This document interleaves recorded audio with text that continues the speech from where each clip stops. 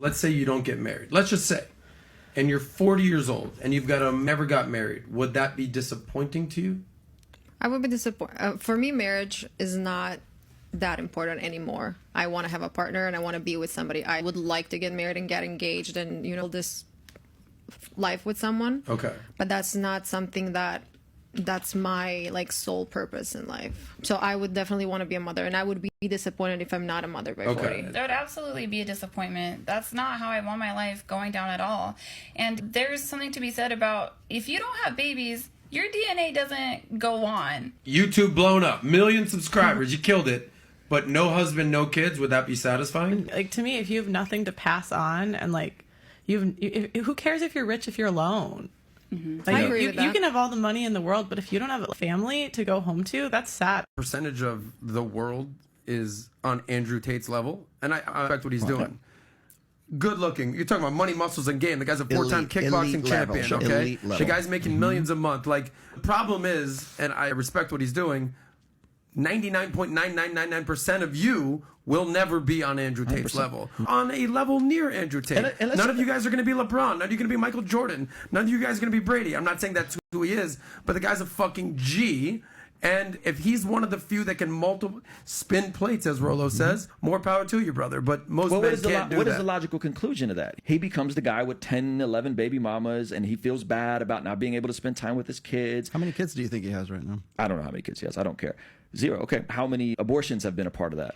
Right? Good question. I'm statistically speaking that you're and so now we'll again, never know. So now again, we're contributing to the very type of society that we don't want to see happen. We're contributing to these things. We're contributing to promiscuity. We're contributing to high body counts. We're contributing to abortion. Yet we say we're against all those things. There's a lot of cognitive dissonance there. So I think, yeah, the logical conclusion of an Andrew Tate is he's Nick Cannon, and that may sound sexy until you're Nick Cannon. Women are not built to handle masculine problems. Being vulnerable with a woman is some of the worst advice that modern day women give to men, because if I sit there and I cry to you, oh my God, my life is hard, blah, blah, blah, blah, blah, you might sit there and console me for a bit, but deep down you're like, you fucking bitch. And you're going to go and find someone. That is so not true. I know. Vulnerability is so powerful. Again, this is a common example of women saying one thing but doing another. They're saying this right now because it's politically correct to say, you can cry to me, you can be vulnerable to me, etc. But deep down, if your man came to you and was crying on your shoulder saying, I don't know what's going on, her vagina's going to dry up, she ain't going to want to fuck with him anymore, and she's going to look for a stronger, more capable man, because women are designed to look for security. Just because they cry once, bro? Hey man, I can't tell you how many times we brought girls on the show where they tell us on air, one time my boyfriend cried in front of me and I never looked at him the same. It's a biological response, you know what I'm saying? Like, women are just designed to look for men that are strong. So we tell guys, don't even open up Pandora's box and get sensitive around your girl.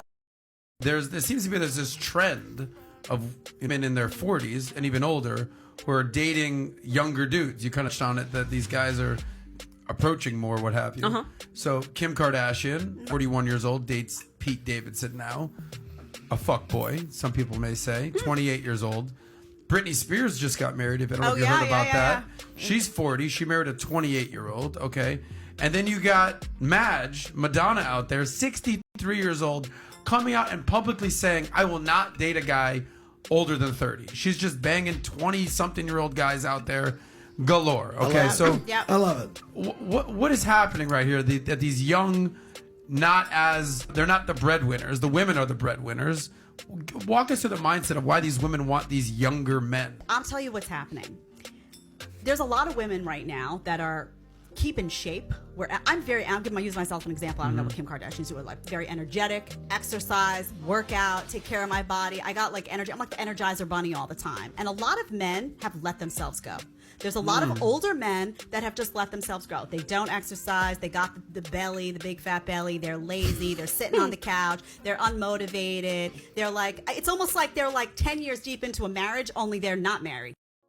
The reality is love between men and women is not the same at all. Men love idealistically, women love opportunistically. I understand the fact that as a man, a woman loves you for what you bring to the table. Your money, your income, your status, your confidence, your ambition, your cleverness. There's a whole bunch of different things that women look for in a man before they can actually love and submit and want to be with him. For men, it's like you love women for real because we don't have as many requirements of them. You love women for real? That's what you said? Yeah, we love women idealistically. This is why breakups hurt men way more. This is why men commit suicide way more when it comes to relationships. Break down what idealistically means. Obviously, no love is unconditional. It's the closest to it. When a man loves a woman, he loves her far harder than she loves him back, so to speak. This is why women overwhelmingly initiate divorce and breakups, etc., and why guys have such a tough time getting over it. Because when a man loves a woman, he loves her for real. When a woman loves a man, she loves him. He makes her feel.